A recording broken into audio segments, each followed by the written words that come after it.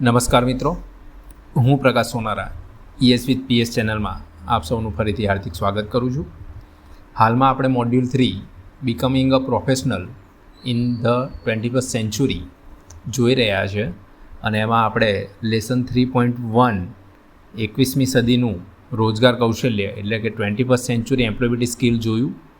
ત્યારબાદ 21મી સદીમાં આપણે જો ટકી રહેવું હોય તો પોતાની જાતને ઓળખવી ખૂબ જ જરૂરી છે. આમ તો આપણે બધા ઓળખતા જ હોઈએ છીએ એકબીજાને, પણ આપણો પરિચય આપણને પોતાને કેટલો છે એ જાણવા માટે આજે આપણે લેસન 3.2 તરફ, જેનું નામ છે નો યોર સેલ્ફ, પોતાની જાતને ઓળખો, એના તરફ આગળ વધીશું. આ લેસનની અંદર આપણે 3 વસ્તુ શીખીશું. પહેલું છે what it means to know yourself, કે ભાઈ નો યોર સેલ્ફ, પોતાની જાતને ઓળખવી એટલે શું. કોઈ છોકરો કદાચ એવો જવાબ આપે કે પોતાની જાતને હું ઓળખું જ છું ને, કે મારું નામ આ છે, હું અહીંયાથી આવું છું, મારા પપ્પાનું નામ આ છે, મારા પપ્પા આ કરે છે, હું આટલું ભણેલો છું. તો આ પોતાની જાતને ઓળખવું નથી. એટલે પહેલું આપણે શીખીશું what do you mean by know yourself. બીજી વસ્તુ આપણે શીખીશું વોટ આર સ્ટ્રેન્થ, તાકાત શું છે. અહીંયા તાકાત એટલે કે તમારી તાકાત શું છે એના વિશે આપણે વાત કરીશું. તમારી શક્તિઓ, હિડન ટેલેન્ટ્સ, હિડન સ્કિલની વાત કરવામાં આવશે. અને ત્રીજું રહેશે how to describe qualities, ability and talent, કે ભાઈ તમારામાં કઈ ક્વોલિટી રહેલી છે, તમારી એબિલિટી એટલે કે ક્ષમતાઓ શું છે, અને ટેલેન્ટ, તમારી ઇન્ટરેસ્ટ, ટેલેન્ટ શું છે, એ આપણે આ લેસનમાં અંદર જોઈશું. તો શરૂઆત કરીએ. પહેલું છે પોતાની જાતને ઓળખો. તો પોતાની જાતને ઓળખો એટલે કે આ લેસનની અંદર આપણે ઊંડાણપૂર્વક એ વિષય પર અભ્યાસ કરીશું કે વ્યક્તિની અંદર કયા કયા ગુણ એટલે કે ક્વોલિટીઝ, ક્ષમતાઓ અને પ્રતિભાવો રહેલી છે. એ જનરલી બહારથી કોઈ વ્યક્તિ પ્રકાશ પાડે ત્યારે જ આપણને ખબર પડે છે કે અમુક વાર કે સાલું આ વસ્તુ મારામાં પણ હતી. પણ જો આપણે પોતામાં જ ઊંડી સમજ કેળવીએ તો કદાચ આપણા વ્યક્તિગત વિકાસને પ્રોત્સાહન મળી શકે અને આપણી સ્ટ્રેન્થ, એબિલિટી, ક્વોલિટીઝ અને ટેલેન્ટ, હિડન ટેલેન્ટ કહી છે ને કે બધામાં એક પ્રતિભા છુપાયેલી છે, ફક્ત ને ફક્ત એને ઓળખવાની જરૂર છે. તો આપણે આજે ટેલેન્ટ હન્ટ જેવું જ કંઈક કરવાનું છે. તો પોતાની જાતને ઓળખવા માટે તૈયાર રહો. પોતાને જાણવાનો અર્થ શું થાય? તો પહેલું તો કે તમે કેટલા સેલ્ફ અવેર છો. સેલ્ફ અવેરનેસ, પોતાને જાણવાની શરૂઆત સેલ્ફ અવેરનેસથી જ થાય. તેમાં તમારી ફિલિંગ્સ, તમારા થોટ્સ, તમારું બિહેવિયર, તમે કેવી રીતના વર્તન કરો છો, એ બધા પરથી આપણને ખબર પડે કે આપણે આપણા આસપાસના સમાજ, વાતાવરણથી કેટલા અવેર છીએ. સેલ્ફ શું કહેવાય એને, વ્યક્તિગત પ્રતિબિંબ, કે ભાઈ નિયમિત સ્વચિંતનમાં તમારું જોડાણ કેટલું છે, તમારી ઈચ્છાઓ શું છે, તમે ક્યાંથી મોટિવેશન મેળવો છો, તમારા પ્રેરણાના સ્ત્રોત કેટલા છે, અને અન્ડરસ્ટેન્ડિંગ યોર વેલ્યુઝ, તમારા મૂલ્યોને સમજવું જરૂરી છે. જો તમારે તમારા મૂળ મૂલ્યને ઓળખવા ખૂબ જ જરૂરી છે. અને આના માટે અમુક ટેકનિક છે જે આપણે આગળ જતાં આ લેસનની અંદર જોઈશું. તો પહેલાં આપણી સ્ટ્રેન્થ સમજીએ. તો પહેલાં તો એબિલિટી, શક્તિ, જે આપણી સ્ટ્રેન્થ છે એની વ્યાખ્યા શું? તો ભાઈ શક્તિઓ જે છે એક ક્વોલિટી છે, કુશળતા, જે આપણા વ્યક્તિગત અને પ્રોફેશનલ જીવનમાં આપણને એક પોઝિટિવ એટમોસ્ફિયર, સકારાત્મક યોગદાન આપે છે. શક્તિઓને શા માટે ઓળખવી જોઈએ? કે ભાઈ તમારી જે અંદર શક્તિઓ છે એને સ્વીકારવાથી પહેલું તો તમારો આત્મવિશ્વાસ વધશે. અને એ આત્મવિશ્વાસના વધારાના કારણે તમારું જે વર્ક છે, જે કાર્ય તમે કરી રહ્યા છે, એના પરફોર્મન્સમાં સતત ને સતત સુધારો આવતો તમને જોવા મળશે. કેમ કે તમે જાણી ગયા છો કે ભાઈ આ મારી કેપેબિલિટી છે, આ મારી એબિલિટી છે, અને આમાં મારી એબિલિટી પ્રમાણે જો હું મારા એફર્ટ્સ એપ્લાય કરીશ, એટલે કે એબિલિટી, એફર્ટ્સ અને એપ્લિકેશન, આ ત્રણેય વસ્તુનું સમન્વય થશે તો તમારા વર્ક એફિશિયન્સી વધશે ને વધશે જ. હવે શક્તિઓના પ્રકાર કેટલા હોઈ શકે? એમ શક્તિઓના ઘણા પ્રકાર હોય, પણ આપણે આમાં પોતાની વાત થઈ રહી છે, ચેપ્ટર જ છે પોતાને ઓળખો. તો વ્યક્તિગત, દાખલા તરીકે આપણે વ્યક્તિગત શક્તિમાં એવું હોઈ શકે કે ભાઈ આપણે સહાનુભૂતિ દર્શાવતા હોય, પ્રોફેશનલમાં એવું હોય કે આપણે પ્રોબ્લેમ સોલ્વર હોય, સમસ્યાનું નિરાકરણ ઇઝીલી કરતા હોય. એટલે આ બધી આપણી કેવી શક્તિ છે, સ્ટ્રેન્થ. ત્યારબાદ પહેલાં એક વસ્તુ સમજી લઈએ કે ભાઈ એબિલિટી એટલે કે ક્ષમતા અને ઇન્ટરેસ્ટ બંને વસ્તુ અલગ છે. તો એબિલિટી ક્ષમતા કોને કહેવામાં આવે કે તમે જે કામ કરવામાં સારા છો એ તમારી એબિલિટી છે. જે કામના કારણે લોકો તમને ઓળખે છે એ તમારી એબિલિટી છે. લોકો વારંવાર જે કામ માટે તમારી મદદ માંગે છે એ તમારી એબિલિટી છે. એવું બની શકે ને કે ભાઈ ફળિયામાં કોઈ કાકાના મોબાઈલમાં કંઈક થઈ ગયું હોય તો કેવા આવે તમને કે જોને જરા અમારા મોબાઈલમાં શું થયું છે, મને કરી આપ, આનું સોલ્યુશન આપ. તો એ જાણે છે કે ભાઈ આને મોબાઈલમાં ખબર પડે છે, મોબાઈલના સેટિંગ્સમાં. તો મોબાઈલના સેટિંગ્સમાં ખબર પડવી એ બી તમારી એબિલિટી જ છે.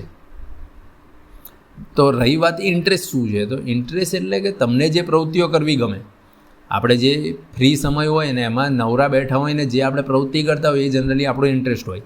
કોઈ નવરા બેઠું હોય તો એને મોબાઈલમાં ગેમ રમતો હશે, કોઈ કદાચ નવરો બેઠો હોય તો મોબાઈલમાં કંઈક નવું શીખતો પણ હોય, કોઈ નવરો બેઠો હોય તો સિંગિંગના વિડીયોઝ જોઈને પોતાનું સિંગિંગ ટેલેન્ટ વધારતો હોય કોઈ વ્યક્તિ.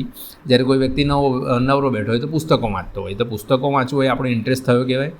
વસ્તુઓ જેનાથી તમને આનંદ મળતો હોય, જે વસ્તુ કરવાથી તમને આનંદ મળે એ ઇન્ટરેસ્ટ, અને જે આપણે આપણા ફ્રી ટાઈમમાં કરીએ એ ઇન્ટરેસ્ટ. એટલે અહીંયા તમે જુઓ એબિલિટી અને ઇન્ટરેસ્ટ બંને અલગ વસ્તુ છે. ફોર એક્ઝામ્પલ એક હું ઉદાહરણ તરીકે જો વાત કરું તો મારામાં એબિલિટી છે કે હું મારામાં એબિલિટી છે કે હું સારી રીતે ES ભણાવી શકું, પણ મને ES ભણાવવામાં ઇન્ટરેસ્ટ જ ના હોય તો. એટલે જ્યારે વ્યક્તિનો એબિલિટી અને ઇન્ટરેસ્ટ બંને સાથે આવે અને એ પ્રોફેશનમાં જો એ જોડાય તો એને સફળતા તરત મળે. ફોર એક્ઝામ્પલ કોઈ વ્યક્તિને ગાડીઓ ચલાવવાનો બહુ ઇન્ટરેસ્ટ છે, 4 વ્હીલ ચલાવવાનો, અને એ સારી ગાડી ચલાવી પણ લે છે. તો એને ઇન્ટરેસ્ટ શામાં છે? 4 વ્હીલ ચલાવવામાં, અને એ સારી રીતે ચલાવે પણ છે. જો એ એના ઇન્ટરેસ્ટ પ્રમાણે મોટર ડ્રાઇવિંગ સ્કૂલની શરૂઆત કરી દે તો એનો જે પ્રોફેશન છે, મોટર ડ્રાઇવિંગ સ્કૂલનો જે બિઝનેસ છે એ બહુ ઝડપી ગ્રો કરશે. એટલે મારામાં એબિલિટી હોય કે હું સારું ગાઈ શકું, સારી રીતે હું સિંગિંગ કરી શકું, પણ મને સિંગિંગમાં ઇન્ટરેસ્ટ જ ના હોય તો. એટલે એબિલિટી અને ઇન્ટરેસ્ટ બંને સાથે ભેગા મળે તો સફળતા મળવી આસાન છે. હવે વ્યક્તિગત વિકાસ માટે અમુક સ્ટ્રેટેજીસ હોય કે ભાઈ આપણે પર્સનલ ગ્રોથ કરવો હોય, તમારે દરેક વ્યક્તિએ પોતાનો પર્સનલ ગ્રોથ કરવો હોય તો કઈ રીતે કરાય? તો પહેલું છે લક્ષ્ય નક્કી કરો, ટાર્ગેટ ગોલ, કે ભાઈ જે પ્રાપ્ત કરી શકાય તેવા વ્યક્તિગત ગોલ ડિસાઇડ કરો કે આવનારા 1 વર્ષ પછી અથવા 2 વર્ષ પછી તમે પોતાની જાતને કઈ જગ્યાએ જોઈ રહ્યા છો. તમારો ગોલ શું છે કે ભાઈ 2 વર્ષનો કોર્સ કે 1 વર્ષનો ITIનો કોર્સ પતાવ્યા પછી વોટ ઇઝ નેક્સ્ટ, આગળ શું એ નક્કી કરો. ત્યારબાદ ફીડબેક મેળવો. નિયમિતપણે જે વિશ્વસનીય વ્યક્તિઓ હોય એમની પાસેથી આપણે ફીડબેક મેળવવા જવાનું કે ભાઈ પહેલાં મારામાં આ ક્વોલિટીઝ હતી, એની જગ્યાએ મેં ક્વોલિટીઝમાં થોડું ઇમ્પ્રુવમેન્ટ લાવ્યો છું, તો ખરેખર તમને કોઈ ઇમ્પ્રુવમેન્ટ દેખાય છે? પહેલાં કરતાં મારામાં કોઈ ફેરફાર દેખાય છે તમને? એ તમે કોઈ વિશ્વસનીય માણસ હોય જે તમને ટુ ધી પોઈન્ટ વાત કરતો હોય અને વિધાઉટ એની હેઝિટેશન વાત કરતો હોય, જે સત્ય હોય એ જ તમને જણાવતા હોય, એવા વ્યક્તિ પાસેથી તમે હંમેશા ફીડબેક લેવાનું રાખો. નહીં કે એવા વ્યક્તિ પાસેથી જે તમારી તમને શું કહેવાય સરાહના જ કરતો હોય. જે સાચું હોય એ કહે, હંમેશા એવા વ્યક્તિ પાસેથી ફીડબેકનો આગ્રહ રાખવો. અને ત્રીજી વસ્તુ છે કોન્સ્ટન્ટ લર્નિંગ પ્રોસેસ, સતત શીખવાની તકોનો લાભ લો. આ 3 વસ્તુ પોતાના પર્સનલ ગ્રોથ માટે 3 વસ્તુ કરવી જરૂરી છે. પહેલું તો ગોલ ડિસાઇડ કરો, દેન એ ગોલને અચીવ કરવા માટે તમે જે કંઈ કરી રહ્યા છો એનું ફીડબેક લો કે મેં આ ઇનપુટ નાખ્યું તો ખરેખર મને એમાંથી આઉટપુટ મળ્યું કે નહીં. જો તમે કંઈક કામ કરી રહ્યા હોય અને એમાંથી તમને કંઈક એનું પરિણામ જ ના મળતું હોય તો એનો મતલબ એમ કે તમે કામને પ્રોપર વેમાં અને પ્રોપર પદ્ધતિથી નથી કરી રહ્યા. અને ત્રીજું સતત શિક્ષણ ઇન મીન્સ કે ભાઈ કોન્સ્ટન્ટ લર્નિંગ પ્રોસેસ છે. જ્યાં સુધી જીવિત હો ત્યાં સુધી કંઈક ને કંઈક નવું શીખવાનો આપણે પ્રયત્ન કરવો જોઈએ. હવે આના માટે એક SWOT એનાલિસિસ કરીને એક ટેકનિક છે. જનરલી SWOT એનાલિસિસ વસ્તુઓનું થાય, પણ હું પર્સનલી માનું છું કે વ્યક્તિનું પણ SWOT એનાલિસિસ થઈ શકે. કઈ રીતે સમજીએ તો SWOT એનાલિસિસમાં S એટલે કે સ્ટ્રેન્થ, W એટલે કે વીકનેસ, O એટલે ઓપોર્ચ્યુનિટી અને T એટલે થ્રેટ્સ. આમ થ્રેટ્સ એટલે ધમકી થાય, પણ આપણે અહીંયા થ્રેટ્સને અડચણ સ્વરૂપે લઈશું. તો પહેલું છે સ્ટ્રેન્થ. તો પોતાની શક્તિને ઓળખો. ભાઈ what is your strength? For example, જો હું મારું SWOT એનાલિસિસ કરું તો SWOT એનાલિસિસ શા માટે કરવું જોઈએ? તમારી સ્ટ્રેન્થ પ્રમાણે તમારી પાસે ઓપોર્ચ્યુનિટી હશે, એટલે કે તમારી તાકાત પ્રમાણે તમારી પાસે તક રહેલી હોય, અને તમારી નબળાઈ પ્રમાણે તમને અડચણો આવી શકે. ઇટ મીન્સ તમે તમારી તાકાત પરથી તમારી પાસે કઈ તક રહેલી છે એ પ્રમાણે તમારી સ્કિલને યુટિલાઇઝ કરીને એક ક્ષેત્રની આગળ વધી શકો. અને એમાં જો તમે નબળાઈ જાણતા હોય તો એ નબળાઈના કારણે તમને ભવિષ્યમાં કઈ અડચણો આવશે, તો એ નબળાઈને દૂર કરીને તમે આવનારી અડચણોને પણ દૂર કરી શકો. એક ઉદાહરણથી સમજીએ. આજથી લગભગ 2018-19માં હું વડોદરા ખાતે ટ્રેનિંગમાં ગયો હતો.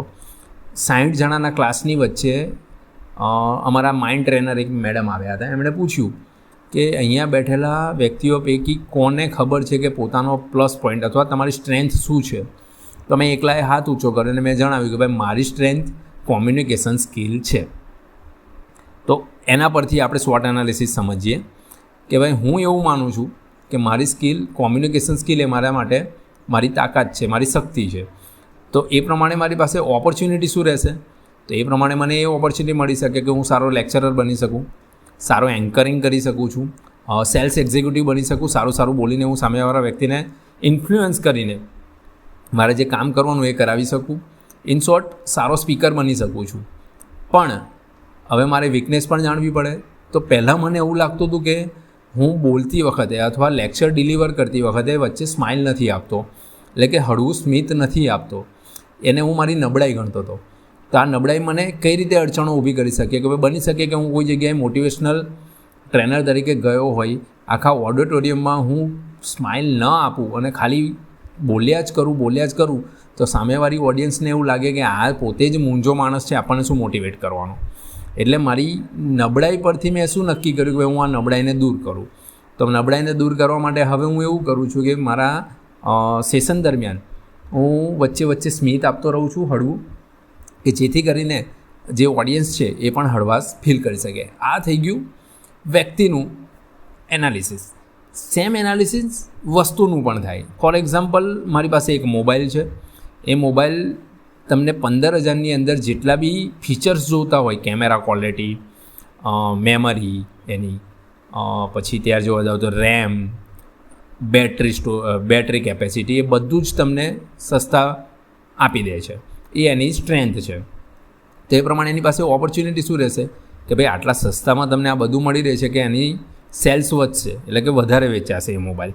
પણ વેચાયા પછી એની વીકનેસ ખબર પડે છે કે એની વીકનેસ એવી છે કે ભાઈ ઉનાળામાં તમે વોટ્સઅપ કોલિંગ કરો અથવા વિડીયો કોલિંગ કરો છો તો મોબાઈલ હીટ થાય છે અને ઓવરહીટનો મેસેજ આવીને એ મોબાઈલ બંધ થઈ જાય છે. તો આ એની નબળાઈ છે. આ નબળાઈ પરથી એને અડચણ શું આવશે કે ભાઈ લોકો હવે એવી વાત ફેલાવશે કે ભાઈ આ મોબાઈલ ન ખરીદવો, એ હીટ થાય છે. તો હવે આ મારે જો નબળાઈ દૂર કરવી હોય, અડચણ દૂર કરવી હોય તો મારે નબળાઈ દૂર કરવી પડે. તો આવનારી અડચણો દૂર કરવા માટે આની નબળાઈ હું દૂર કરવા માટે શું કરીશ? ભાઈ સોફ્ટવેર અપડેટ લાવી દીધું એટલે હવે આ મોબાઈલ હીટ થશે નહીં. એટલે મેં મારી નબળાઈ દૂર કરી તો મારી આવનારી અડચણો ઓટોમેટિક દૂર થઈ. એટલે એક લીટીમાં જો વાત કરીએ તો as strength directly proportional two opportunity, weakness directly proportional two threats. તો આશા રાખું કે વિદ્યાર્થી મિત્રો તમે પણ પોતાનું SWOT એનાલિસિસ કરી લઈશું. આપણે અમુક વાર ઝઘડો થાય તો સામેવાળાને કહીએ ને કે ચાલ આવી જા તારું પાણી માપી લઉં. તો આ પાણી માપવાની જ ટેકનિક છે કે ભાઈ કોણ કેટલું પાણીમાં છે. પણ બીજું એક વસ્તુ એ પણ યાદ રાખવું કે બીજાનું પાણી માપવા પહેલાં આપણને તરતા આવડે છે કે નહીં એ જાણી લેવું. આપણને તરતા આવડતું હોય તો જ બીજાનું પાણી માપવા જવું. આનું કન્ક્લુઝન એવું છે આ લેસનનું કે વ્યક્તિગત વિકાસ માટે પોતાને સમજવું ખૂબ જ જરૂરી છે. પોતાને સમજવું ઇન ધ સેન્સ કે ભાઈ આપણી ક્વોલિટી, આપણામાં રહેલી ક્વોલિટીઝ, એબિલિટીઝ, ઇન્ટરેસ્ટ, આપણી સ્ટ્રેન્થ, આપણી વીકનેસ, આ જો આપણે જાણી લઈશું અને આપણી વિશેષતા જે છે આપણામાં એને સ્વીકારીને અને આપણું સેલ્ફ એસેસમેન્ટ એટલે કે આત્મનિરીક્ષણમાં વ્યસ્ત રહીને સેલ્ફ કોન્ફિડન્સ સાથે અને યોગ્ય ગોલ સાથે જો આપણે આગળ વધીશું તો આપણો જે કેરિયર પાથ છે કે જેને આપણે કેરિયર પાથ આપણો જે કે ભાઈ આગળ વધીને તમારે કઈ સ્કિલમાં, કયા ફિલ્ડમાં પોતાનું કેરિયર બનાવવું છે એ તમે અવશ્ય ઇઝીલી ત્યાં સુધી પહોંચી શકશું. 3 મુખ્ય વસ્તુ છે કે ભાઈ પોતાને સમજવું એ જીવનભરની પ્રોસેસ છે, લાઈફ ટાઈમ પ્રોસેસ છે. એવું નહીં કે આજે તમે ઓળખી લીધી, કાલ ઉઠીને તમારી એબિલિટીઝ ડાઉન પણ થઈ શકે. એટલે આ કોન્સ્ટન્ટ જીવનભરની યાત્રા છે. પોતાને સમજવું એ જીવનભરની યાત્રા છે. Know yourself, it's a lifetime process. Process તો ના કહેવાય પણ જર્ની, લાઈફ ટાઈમ જર્ની છે. વિશેષતાને સ્વીકારો. તમારી ક્વોલિટી, એબિલિટી અને ટેલેન્ટ જે હોય એને સ્વીકાર કરતા રહો.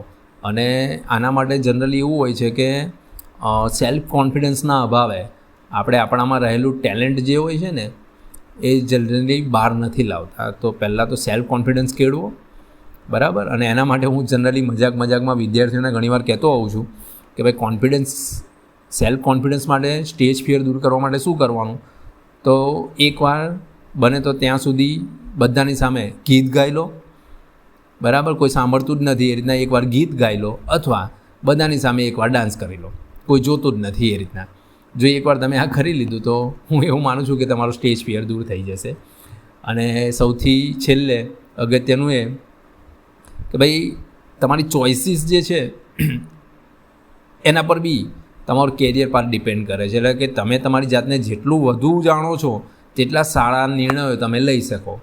પછી એવું થાય કે ભાઈ નિર્ણય લેવામાં આપણને જ ના ખબર હોય કે મારામાં શું તાકાત છે, મારામાં શું એબિલિટી છે, તો તમે જે ડિસિઝન લેવાનો હોય એ ડિસિઝન પ્રોપરલી લઈ શકશો નહીં. એટલે આશા રાખું છું કે ભાઈ આ ચેપ્ટરમાં બધાને ખ્યાલ આવી ગયો હશે.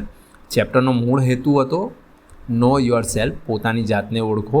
પોતાની જાતને ઓળખો એટલે કે પોતાની એબિલિટીઝ, ક્ષમતા, પોતાનો ઇન્ટરેસ્ટ કે તમને કયા સબ્જેક્ટમાં, કઈ સ્કિલમાં રસ છે તે, અને પોતામાં રહેલું ટેલેન્ટ, આ જાણવાનો પ્રયત્ન આપણે આ લેસનમાં કર્યો.